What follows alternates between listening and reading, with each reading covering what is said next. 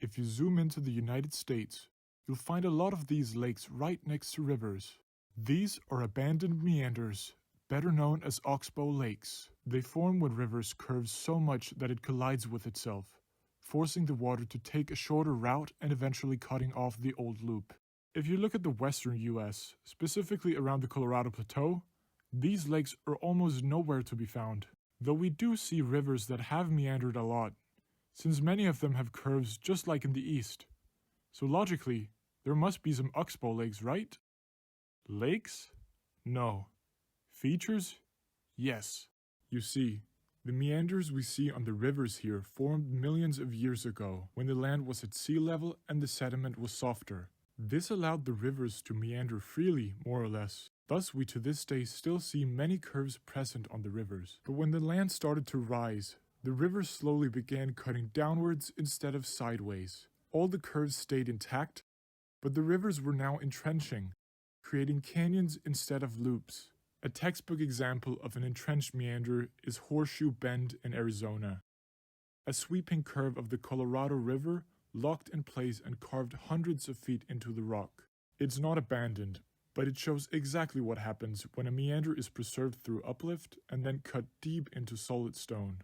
Standing above it, it's easy to picture what could happen if the river ever managed to erode through the narrow neck. In theory, it could create one of the rarest features on the plateau, an abandoned, entrenched meander. But the million-dollar question is, has that actually happened? If you think about it, it seems almost contradictory. We usually think of rivers meandering in low-altitude areas with softer sediment. Here, we're looking for an entrenched meander that curved so tightly, even after the canyon was carved, that it managed to break through and cut itself off. The San Juan River's goosenecks are one of the clearest examples of entrenched meanders anywhere. Long tight curves that the river carved deep into the rock after the Colorado Plateau began to rise. And if we follow the river just about 10 miles upstream, we find another interesting feature, Braden's Butte.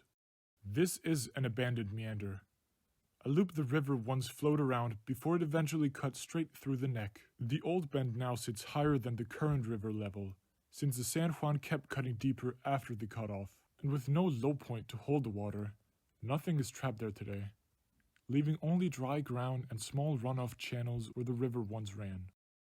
This is the reason why Oxbow lakes aren't seen on the Colorado Plateau, but only the shape remains. This is a good example, but far from the most spectacular one. If we go 60 miles west, we stumble upon a formation called the Rincon. This is also an abandoned meander, but on a much larger scale.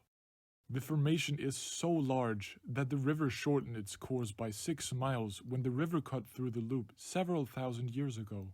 The canyon is around 1,000 feet deep, measuring from the butte to the river. For comparison, the Grand Canyon is around 3 times deeper than this. Nonetheless, the Rincon is still a very impressive feature and is one of the clearest examples of an abandoned, entrenched meander. It stands as a symbol of time itself, a bend carved over millions of years, only for the river to finally cut through and leave it behind in the span of just a few thousand. It's a reminder of how patient, steady forces shape the land, yet how suddenly a river can redraw its own path. Thanks for watching.